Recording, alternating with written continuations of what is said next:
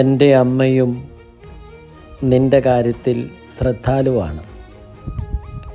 അവളുടെ മേലങ്കി നിന്നെ പൊതിയുകയും സംരക്ഷിക്കുകയും ചെയ്യുന്നു. അവളോടുള്ള നിൻ്റെ പ്രാർത്ഥനകൾ അവളുടെ ഹൃദയത്തെ സ്പർശിക്കുന്നു, ദയാമയമാക്കുന്നു.